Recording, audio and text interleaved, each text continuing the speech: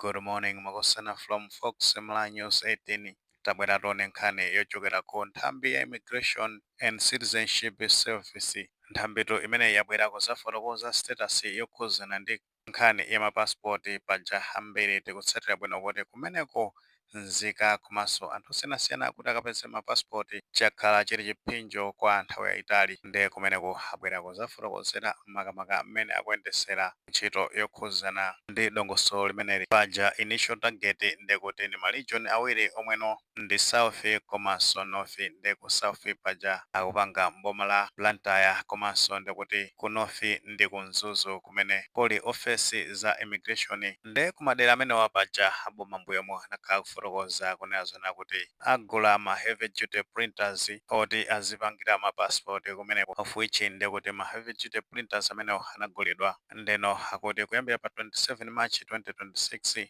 kupita msogolomo ndi kumeneno akhale akuyesa printers amenewo kuti kodi agwiradi ntchito yake bwinobwino. Of course ma heavy duty printers amenewo ndikuti anabwera pakanthawi potengeranso ndi department imeneyi ndikuti mbuyomo anakhala akupanga install after installation ndi pameneno ayamba kuayesa kuti agwira bwino ntchito ndikutino akamaliza kuyesedwa ndikuti azabwera kufotokozera mtundu wa Malawi masiku amene azayambe kupanga print mapasipoti kuma ofesi amenewa omweto ndiko Mzuzu komanso ku Blantyre. Tengatu amenewa abwera kuzafotokozera bwinobwino ndikuti ndi amene amayankhulira nthambi imene ya immigration amene watu ndi a Pascal Zulu ndi paja mapasipoti printers amenewa anabwera mwezi wa February chaka chimene cha 2026 posatira kuti anduna a Homeland Security a Peter Mukito anazafotokozera mbuyomo mwezi wa January panali pa 23 January 2026 kuti ngati unduna ndikutino ataona mavuto amene nzika zimakumana nawo akapita ku immigration ndikutino apanga procure ma heavy duty printers kuti athe kumapanga print mapasipoti ochuluka pa tsiku paja mulingo wake ndikuti ndi 2500 komanso kufikira ku 3000 booklets pa tsiku limodzi zomweno ndi good sign potengera ndi ma printers amene analiko kale mu chaka cha 2024 kufika 2025 mu nthawi imene mapasipoti anakhala kuvuta kwambiri mu ulamuliro wa magayi a chipani cha Malawi Congress Party paja mu nthawi imeneyo ndikuti pa tsiku mapasipoti ankapanga 500 potengeranso ndi makina amene analiko nthawi imeneyo komano Azulu apitiriza kufotokozera kunena kuti tsiku limeneno nzika zizayambe kupangiridwa mapasipoti ku Blantyre komanso Mzuzu ndikuti azabwera kusalengeza msogolo muno padakali panopa ndikuti kumeneko akungoyeserera makina amenewo afternoon ndikuti installation paja nkhani imene inabwera nopoyera yokhuzana ndi ma heavy duty printers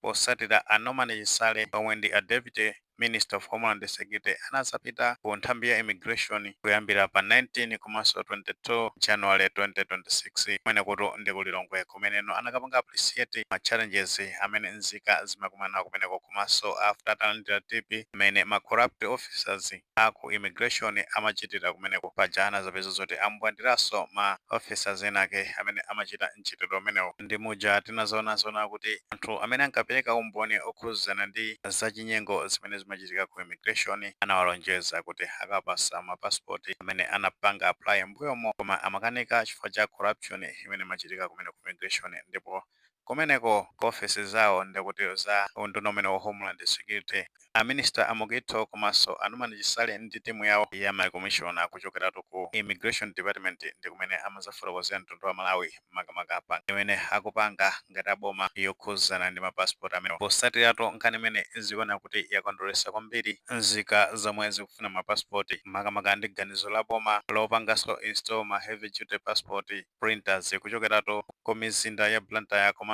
Mzuzu zomweno zithandizire kuchepesa queue imene imakhala ku Lilongwe region office ya immigration potengera kuti kumeneko ndi kumeneno mapasipoti amakhala akupangidwa ndi paja anthu ambiri amachoka zigawo zosiyanasiyana kupeza zoti akazazana kumeneko ofuna kukhala ndi mwayi opangiridwa mapasipoti paja kumeneko ndi kumene anayambira kugula ma heavy duty printers komanso kumene anayamba kupanga fix mavuto ena ndi ena afutano ndikuti magayi aboma kali panopa atabwera mboma kuphatikiza pamenepo ndikuti amene amayankhulapo pa nkhani zosiyanasiyana ku Malawi amene watu ndi Linda Conthembwe amikiratu chiganizo cha boma poonetsetsa kuti mizinda imene ya nzuzu komanso planta nzika zayamba kupanga access service imene ya mapasipoti akuti zimenezi zithandizira kuti nzika zipeze mpumulo nangasi anthu ndi kuti amakhala akuyenda kuchokera madera amenewa kumapita kukazazana ena ndi kuti kulilongwe kumeneko kumene mapasipoti amenewa amakhala akupangidwa printed. Ayi ndithu tiyeni tiyamikire zabwino zikakhala zoti zikuchitika pamenenso zinthu sizikulongosoka tiyankhule ndithu kuti adindo akonze zinthu zimenezo. So tiyamikire ndithu ku Homeland Security poonetsetsa kuti mwapanga fix mavuto amenewa chifukwa tinene mona mtima anthu ambiri anati achikhulupiriro ndi mmene zimachitikira mbuyo mopotengeranso ndi mmene zimakhalira kumene ku immigration corruption komanso kuti upeze mapasipoti amenewo munthu umafika pogiva kandi kuti anthu amapanga chinyengo cha mtundu wina uliwonse kuperekatu ndalama zochuluka komano kuti apasidwe mapasipoti amenewo